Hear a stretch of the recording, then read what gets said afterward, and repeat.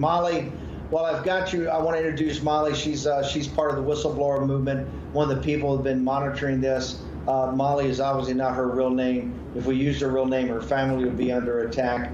Molly, I've got a question for you that a lot of our audience ask all the time. Given the new security law and given the whole year and a half now that the Hong Kong people have been oppressed by the CCP, what's the spirit in Hong Kong still like? Are people still fighting for liberty? Are they still fighting for freedom? Or is there any sense of depression that's come over the Hong Kong people? What's your assessment?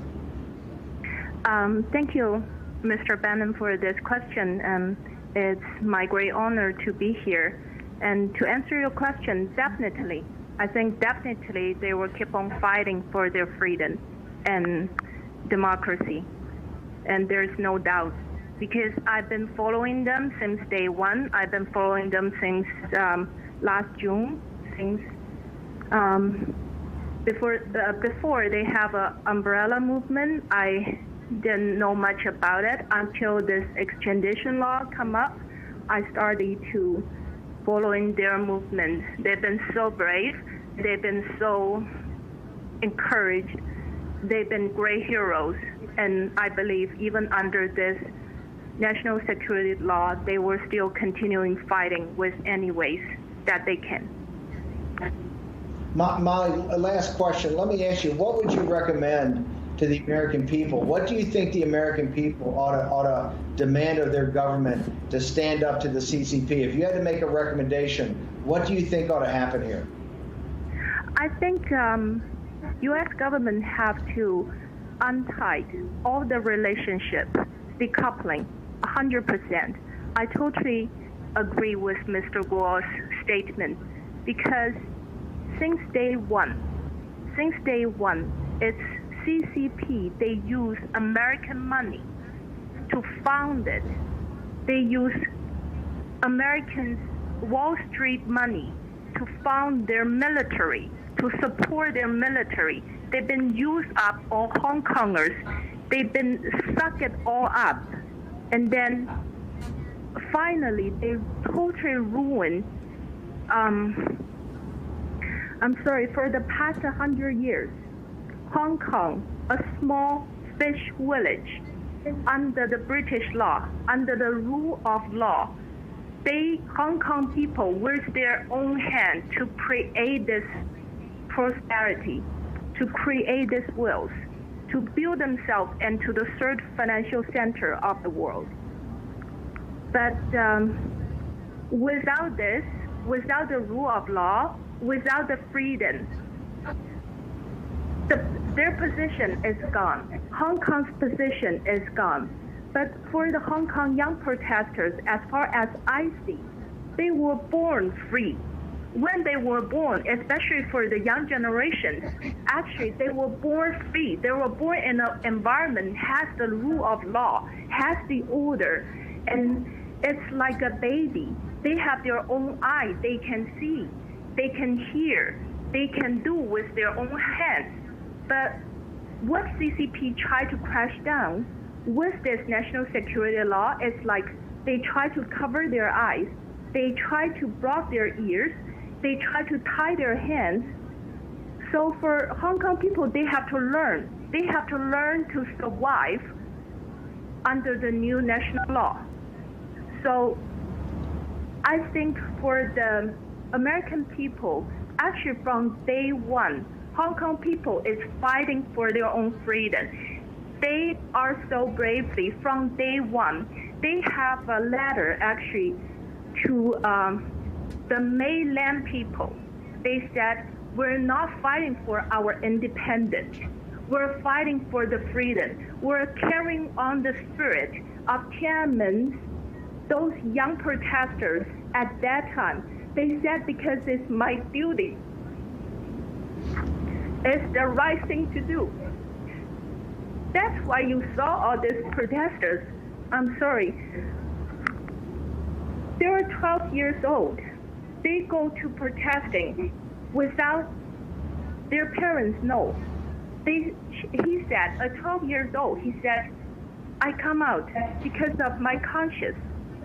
Because those right policemen, They beat up my brother and sisters. He started to cry.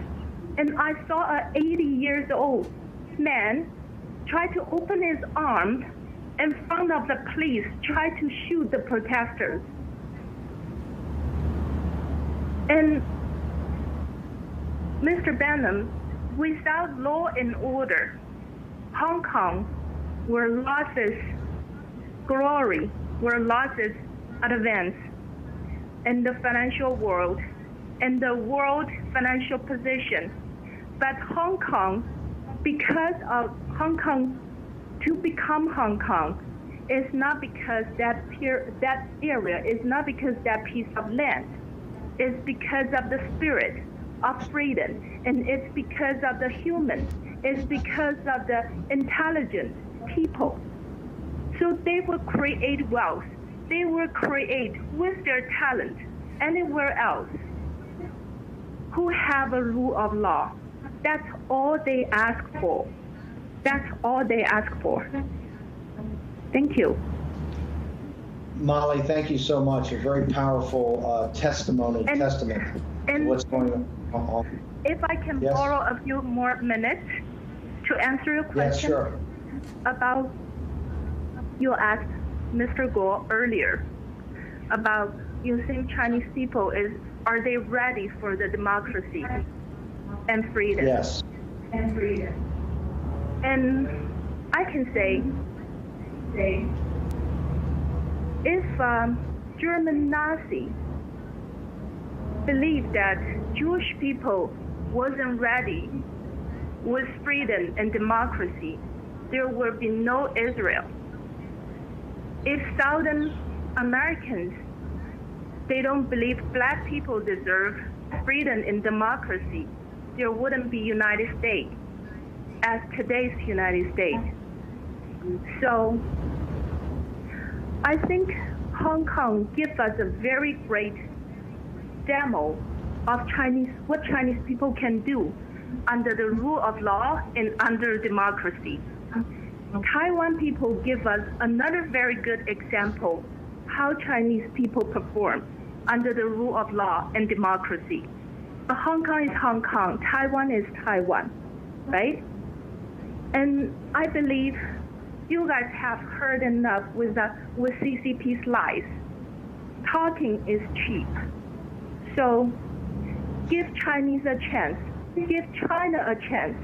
Take down the firewall. Decoupling. Stop bleeding. Stop feeding them with your capital, with Wall Street's capital, because they already sucked up Chinese people's blood. They will come through Wall Street to suck up your 401k, to suck up your retirement funds. They are doing the same thing. And give Chinese people a chance to show you what Chinese people can do under rule of law and under democracy and under the order. We want to merge into the Western civilized world. We want to be peaceful. Chinese people never want to challenge any country. I'm from mainland.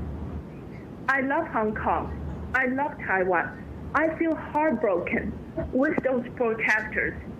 Hong Kong used to be the most safe city in the whole world. I believe whoever has been to Hong Kong, they believe it's such a beautiful and safe city. But for the last year, almost 10,000 protesters then commit suicide without question, without suspicion.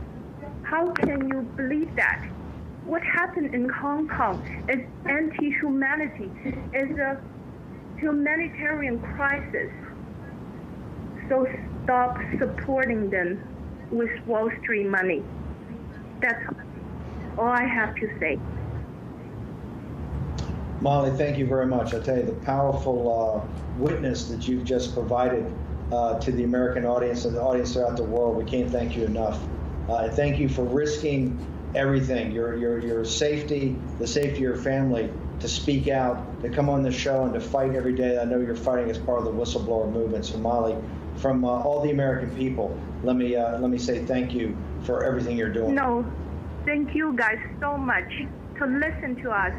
You don't know there are so many slaves in China. They never have a chance to voice up. That's why I speak for them. And you see what's happened in America right now is bad. I know it's really bad. But what happened in China, in mainland, is a lot worse. It's a lot worse. You couldn't even get the number in Wuhan, the number of deaths right. You don't know how many people have died in Wuhan from coronavirus. They live in hell. Hong Kong is turning into hell. But if the whole world wouldn't unite together to stop them, Hong Kong will be our future. Hong Kong gives Molly, the world so an example. If you don't stop CCP. Molly, thank you so much for joining us. Unbelievable. Unbelievable. We have a commercial break coming up. And I just want to say for the people out there listening, if this is not heartbreaking, what is? This shows you just, I'm sitting here with tears in my eyes, just inspired like I can't believe. We owe it to the people of China to stand with them and the people of Hong Kong. Molly, we salute you.